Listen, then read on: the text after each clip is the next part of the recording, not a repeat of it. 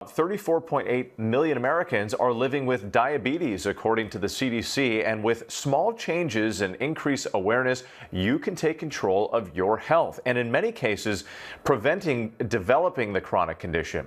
November marks National Diabetes Awareness Month, so we have ABC News medical contributor Dr. Alok Patel joining us now to share some more insights. Dr. Patel, it's always great to see you. We do often hear about type 1 and type 2 diabetes. So first, if you can just break down the differences between the two for us.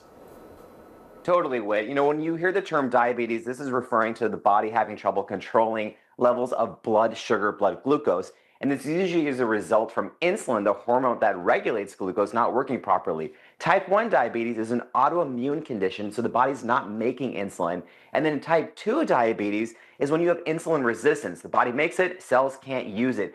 That's usually the type that people think about when you're talking about weight, activity, and lifestyle. And type 2 diabetes is about 90% of the cases, with type 1 mostly being seen in young adults. But again, the numbers of diabetes are rising. The CDC estimating that over 1 million new cases will be diagnosed this year. So what are some of the early signs of symptoms that people should watch for if they're at risk? They can be kind of subtle. They can be symptoms such as increased thirst, changes in your appetite, needing to use the bathroom more. With type 2 diabetes, they could be poor wound healing, increased bruises, tingling in your arms or legs. People might hear this and say, wow, that sounds really subtle. And it is. The CDC estimates that about 9 million Americans may have undiagnosed diabetes, which is why knowing the symptoms is important, but so is making sure that you're getting those screenings from the doctor and you're getting in there and just checking those labs to make sure that you are not pre-diabetic or even have diabetes and don't know about it. So for those who already have been diagnosed, what are the most important steps that they should take to manage their condition?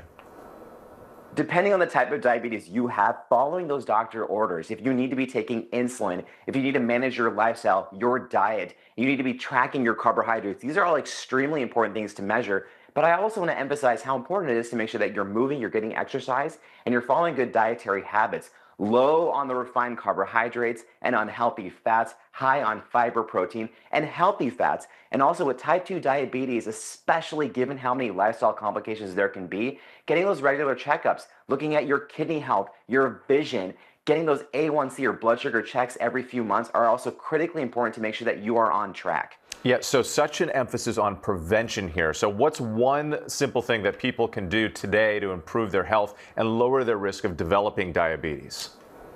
Move by any way possible. I don't care if it's exercise, running up the stairs, chasing your children, gardening, doing whatever you want. There's a pretty landmark study collating a bunch of data showing that if people move about 150 minutes per week and include managing good body weight and healthy lifestyles, they can reduce their risk of diabetes by up to 60%. So put it all together, if we're looking at this massively growing chronic illness in America, we have a lot of empowerment, Whit. So just get out there and move on this Sunday. Get out there and move. You got it. All right. I like to move it, move it. I like to move it, move it.